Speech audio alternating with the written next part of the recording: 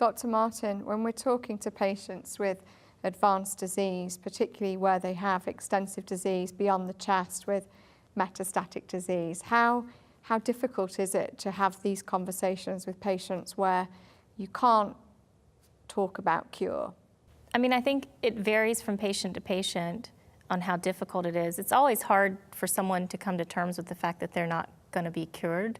I mean, no one wants to hear cancer and then hear that they can't be cured from cancer. But my focus and the focus of all palliative care specialists is really on the person. What's important to you? What are your values that we need to know about and try and honor?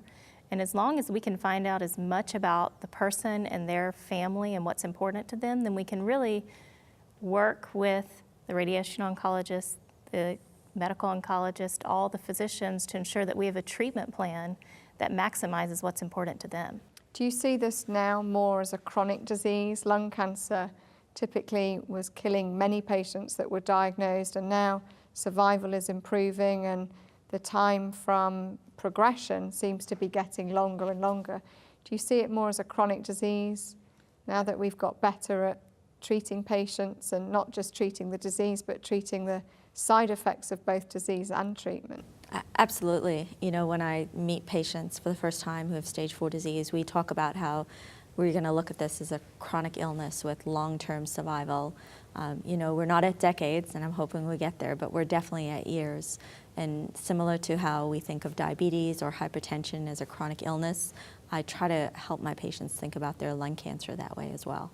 And this is obviously a disease frequently diagnosed in patients who don't always have the best health to start with, particularly if they've been long-term heavy smokers. Do you think that that has a big impact on how we can treat patients moving forwards if they had another cancer that may not have affected their sort of pulmonary status? Is that an obstacle?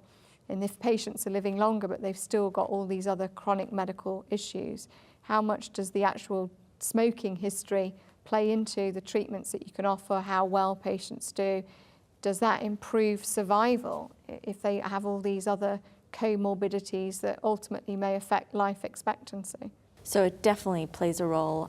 It can play a role in their survival, and it can also play a role in their therapies. So for example, a patient who has diabetes and has bad numbness and tingling, neuropathy from their diabetes may not be able to get some of the chemotherapy drugs that we'd like to offer.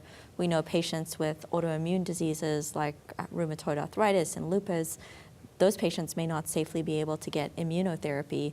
So it goes beyond smoking. It's any of the comorbid illnesses that we can see lung cancer patients present with really has an impact on us deciding what is the best therapeutic strategy for that patient. We know that patients who are having these systemic treatments, often we do have to think about whether drugs are metabolized through the kidneys or the liver and the effects on other organs. How much are these issues concerns for immunotherapy treatments? So we know that immunotherapy drugs are not safe to give in a patient who's had an organ transplant.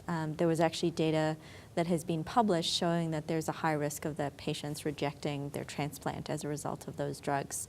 For patients with baseline kidney dysfunction, which is quite a lot of the lung cancer patients being a disease of older patients, and as we get older, our kidneys are not as young as we would like them to be. That doesn't seem to be as big an issue.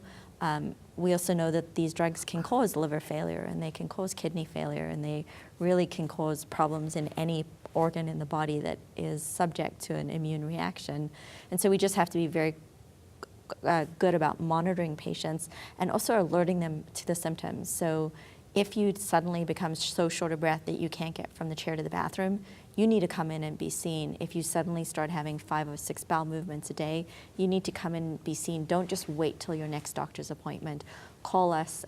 We're actually open 7 days a week, so our infusion room's open on the weekends.